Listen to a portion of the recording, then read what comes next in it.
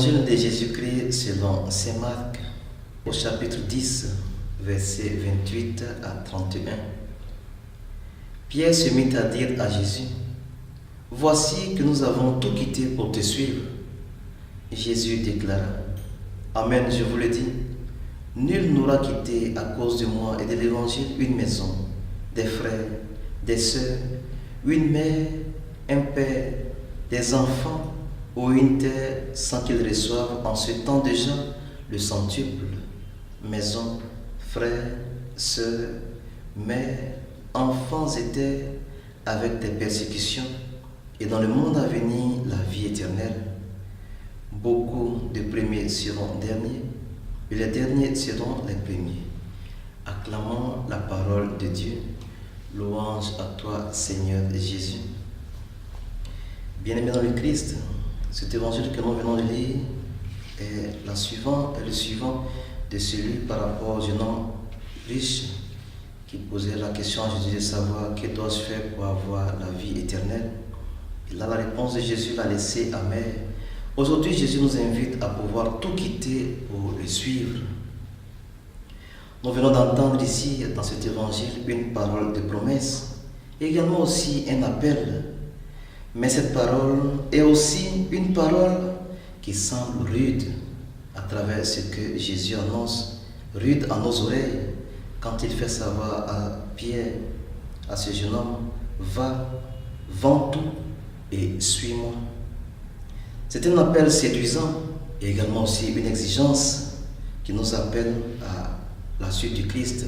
Mais cela pourrait nous paraître ici impossible.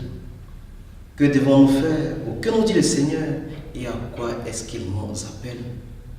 Dans un premier temps, le Seigneur nous appelle à un donner pour un recevoir. Donner pour pouvoir recevoir à la fin.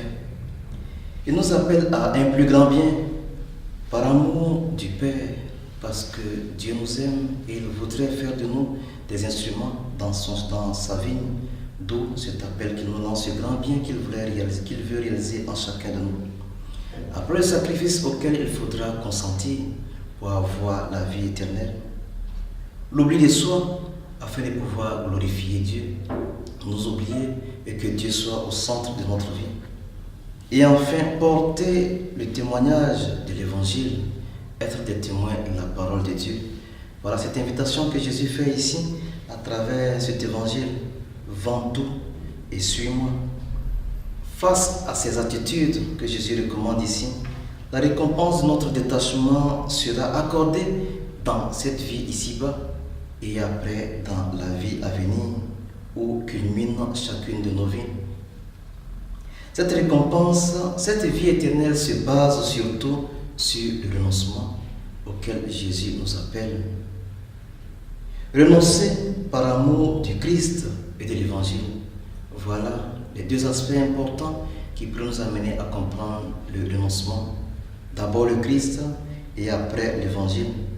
Seulement lui seul, Jésus et l'Évangile, valent la peine de pouvoir tout laisser pour venir à sa suite. Nous pourrons nous poser cette question de savoir en ce jour: est-ce que je désire ardemment la vie éternelle? Puisque cette vie éternelle, c'est pour que nous soyons heureux, c'est pour que nous puissions avoir le salut. Est-ce que je suis disposé à renoncer à un bien ou tout pour le seul et vrai amour que le Christ me propose? Bien-aimés dans le Christ, voyons ce jour qu'est-ce qui nous empêche ou qu'est-ce qui ralentit notre marche à la suite du Christ, afin que le Seigneur nous aide et nous procure la vie éternelle. Loué soit Jésus-Christ.